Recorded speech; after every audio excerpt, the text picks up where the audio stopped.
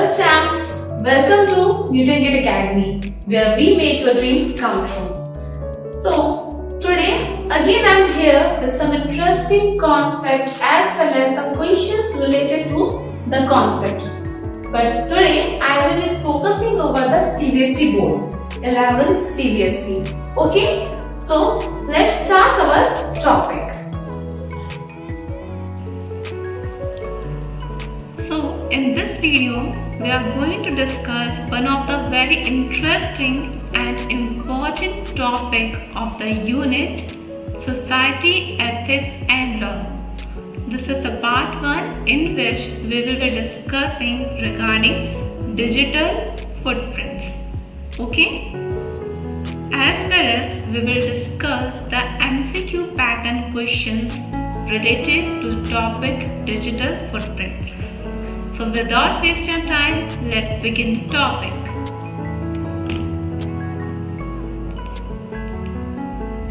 So the first question which can come in a very short format like define digital footprints. So basically the first thing we should know what is digital footprints. Okay, so have you ever searched online for any information?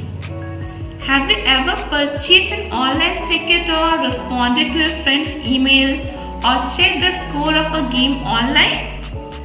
So whenever we surf the internet using smartphones, tablet, computer, etc., we leave our trail of data reflecting the activities we have performed online. That is our digital footprints. So our digital footprints can be created and used with or without our knowledge. It includes websites we visit, emails we send, and any information we submit online, along with the computer's IP address, location, and other device-specific details. All this information will also be transmitted. Such data could be used for targeted advertisement or could also be misused or exploited. Sometimes you must have seen, suppose you have navigated any site. Suddenly you used to get advertisement related to that particular site in your mails. Or suppose you are accessing any social site. There also you will get the suggestions related to that particular topic. Why? How this is happening actually? Because of the digital footprints. These digital footprints are being stored by both browser as well as by the server, which can be misused. Okay. So here the definition I have given.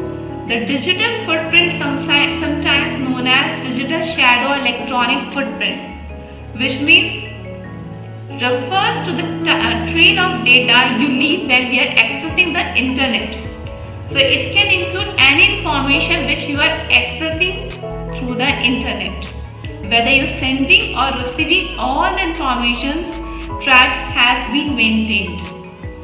This digital footprint is basically used for tracking the person's activity, online activity, means what are the website the person is accessing, what are the operations he is performing.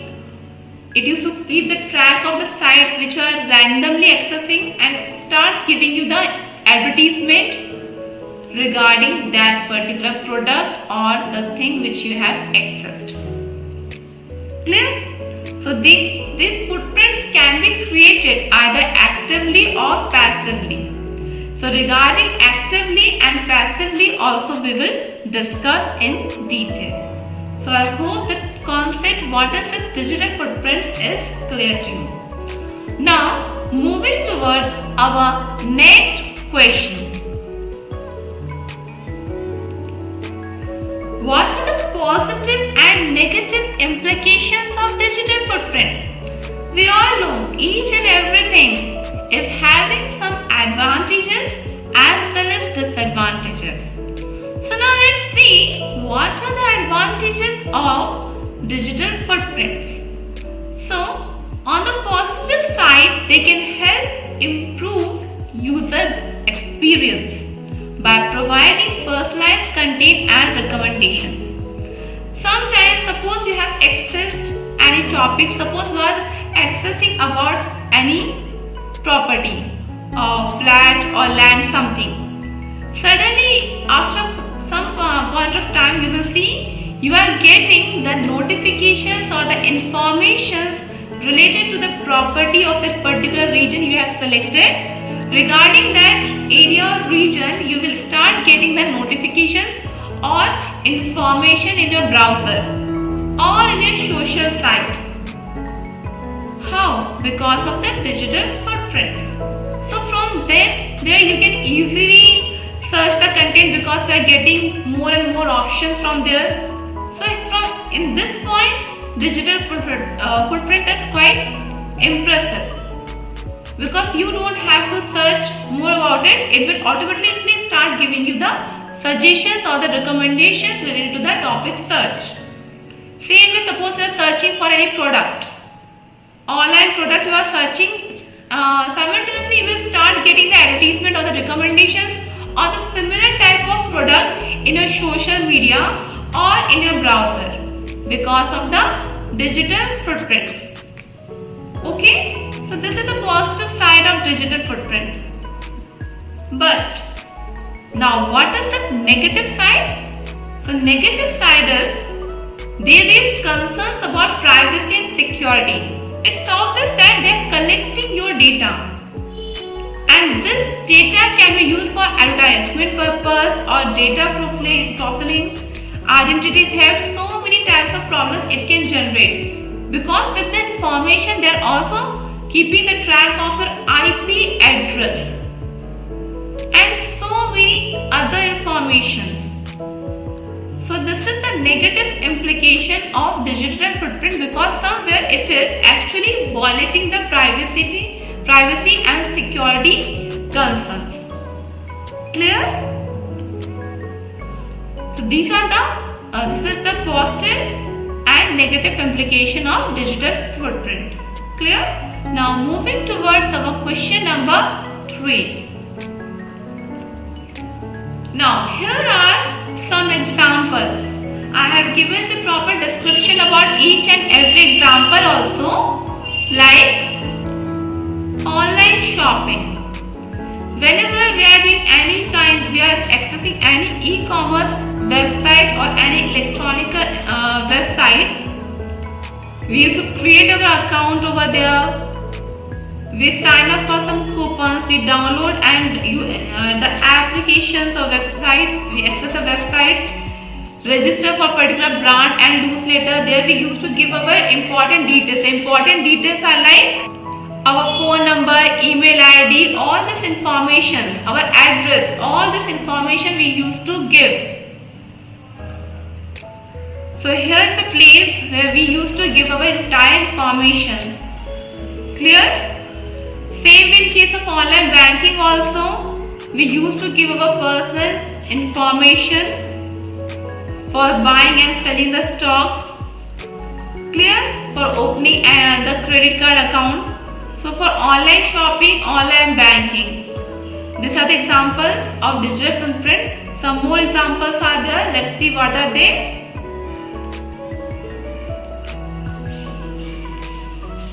Social media, when we are using any social media, there also we used to share our data. We post the content over there, we post our photos, videos, access others videos also. Okay, we used to connect with different friends, contacts. So there also we used to share our data, and somewhere we are actually giving the authentication to the browser and the server to keep our personal data. So it is also example of digital footprint. Although even if you create your, even if you delete your account, it is not a solution for deleting your digital prints. It is not at all a solution.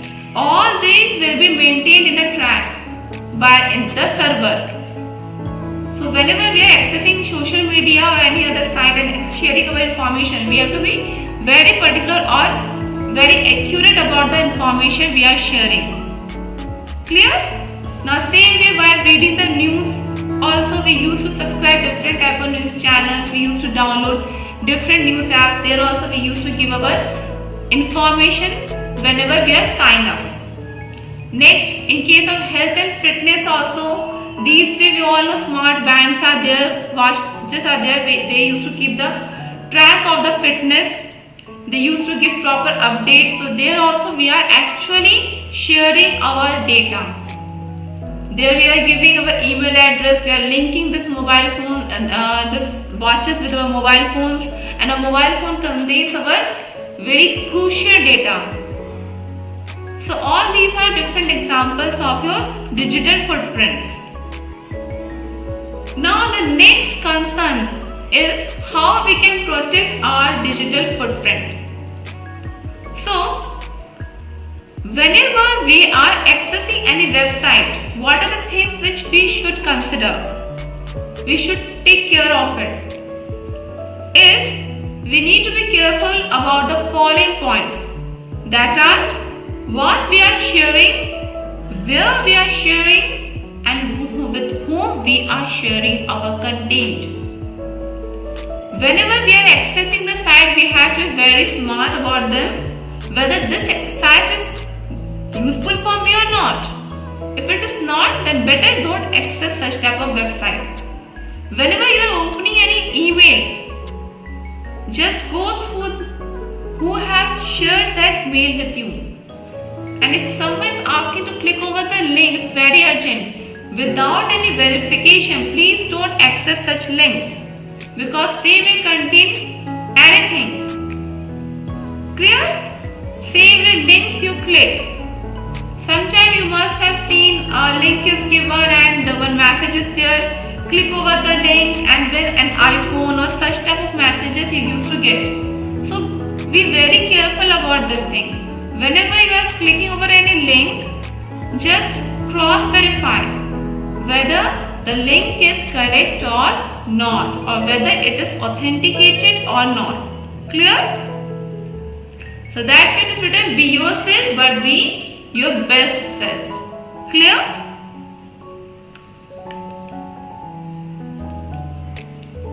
Now here are some points which we can do for protecting your data from digital or from protecting yourself from like hacking or any other kind of problem. First, reduce the number of information sources that mention you. Means don't share your data with anyone. Whenever we are accessing any real estate websites, they always ask for your mail ID, phone number, so they can directly contact you and can suggest you. But don't access all the website and just don't give your data. If it is not so necessary, then please don't share your data, because your data is your privacy. It's your identity. So you need to be comfortable. If you're not comfortable with sharing the data, then no need to share your data. Then limit the data amount of data you share. How much data needs to be shared, that needs to be properly understood by the user. You need to observe that how much information I need to share and with whom you need to share, that is also a major factor. Like someone called you and asked you for your Aadhaar number and account number and you are directly sharing it it's not good thing. Means actually you are giving your private information to the external person. Clear? So whenever you are sharing the data, please think about it, that how much data I need to share and whether the person is appropriate or not. Avoid oversharing on social media. These days we must have seen that people used to share each and every activity they used to perform in their day-to-day life in the social media. We have seen so many such type of cases where the people are sharing their information and because of that only they are getting trapped. So now here it's very essential. You need to understand that which data I need Oversharing can create a huge problem for you. Don't reveal your travel locations, because when you are revealing that you are traveling to some other place, the person who is having bad intention knows that you are not available in your property. Then he can do anything, because you are giving the information by yourself that I am not available. Now you can come and do whatever you want in my property. So please don't overshare on your social media accounts. Clear? Avoid unsafe websites. Whenever you are accessing any website, please follow this URL. All the secure websites will always have HTTPS. HTTP stands for Hypertext Transfer Protocol, and S stands for security. So all the websites where this S is there, it indicates that the site is secure. For the site, a proper security certificate has been assigned. So whenever you are accessing any site, please notice whether it is HTTPS or not. Clear? Like whenever you are doing any banking transaction, or you are accessing, you are doing your reservation tickets, reservation, then please go through the URL of the website, whether the URL is appropriate or not. Clear? Second thing which you will see is a padlock icon before the website, like this. So this one shows that the site is a secure site. Two things you need to observe. First is whether it's HTTPS is written or not. Second, a padlock sign is given or not to the left of the address bar. If it is not there, means the site is not authenticated. Security certificate has not been issued for that particular website. It is not secure. So these things we need to understand, and we need to observe the sites whenever we are accessing them. Clear? Next is to avoid disclosing your private data on public Wi-Fi. Suppose you are doing any online transaction. So better you use your own data pack instead of using Wi-Fi, public Wi-Fi. Because there also has a huge chance that it can maintain the digital footprints. Okay, so whenever you are doing any kind of online transactions, you are accessing, whether you are accessing Google Pay, Paytm, or your banking website, then please don't use a public Wi-Fi while doing the payment. Okay, use your own data pack. Clear? Now delete your old accounts. Suppose you have created two or three accounts in a social website. So please, if that account is no more needed, then delete those accounts, because those accounts actually contain the personal data. So if they are not in use, delete such old accounts. Clear? Next is this is one of the very important topic, that is always create a strong password and use a password manager. Clear? See, strong password means if your password is strong enough that it becomes very difficult for the hacker to hack or crack it. Your password should contain at least 12 characters. More than 12 characters is accepted, but not less than. At least it should contain 12 characters. And it should be a mixture of upper, lower case. It should contain symbols, numbers. All this criteria you need to maintain. The more we can say if the password is more complex, it becomes very difficult to crack it. And always keep your password private. Don't share it with anyone, because password is your sign of the privacy. Means it should be kept for privately. Don't share it with anyone. Keep it up to yourself. Clear?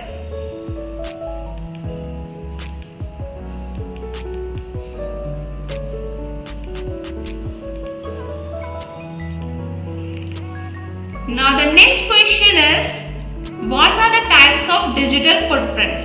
So there are two types of digital footprints are there, passive and active. Passive, that means when we leave the data unintentionally, means we have not given the data by ourselves, like your IP address, browsing history, search history. These are the examples of a passive digital footprint. And active, when you give the data intentionally, like whenever you are performing any registration, so that ultimately you are giving your email ID, phone number, so many things you are giving. So that is an active digital footprint. And passive, which you are giving unintentionally. Whenever you are accessing the site, these things will be automatically stored by the browser or the server. Clear?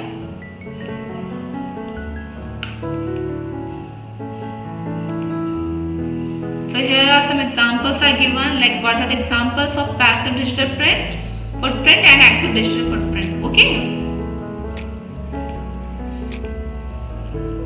Now here are some multiple choice questions on digital footprints. First is, what is digital footprint? Then a few questions, few examples will come. So from this you have to select the correct one. So just now we have discussed what is a digital footprint. So now tell me what is the option. So the option will be option B, the trail of data left behind from online activities. Okay. Next question, which of the following is not a component of digital footprint? So 4 options are there, you have to choose the correct one. So physical address is not a component of a digital footprint.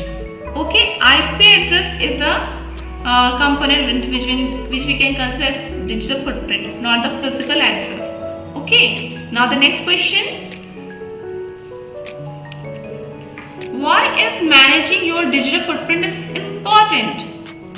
So why it is so important to manage it? Because it enhances online security and privacy. Okay, clear? Next question, which of the following is an example of digital footprint? So many examples are there. You can choose any one of, not anyone, but you have to choose the correct one. So we can see physical map, no. Handwritten letter, no.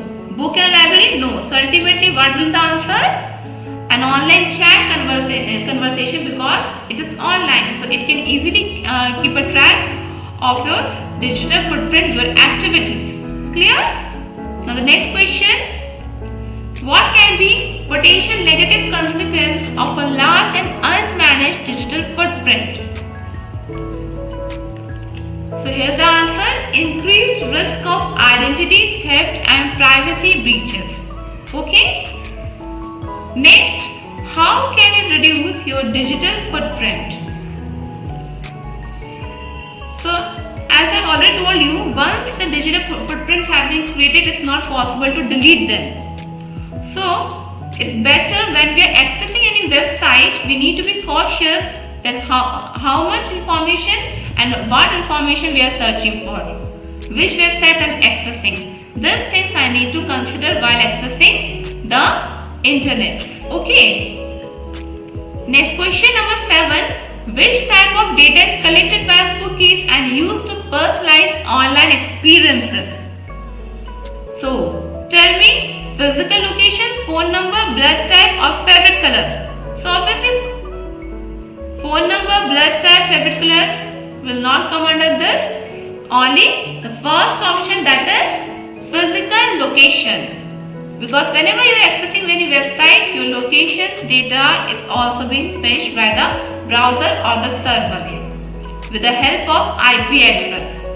Next, what does a browser's incognito mode do?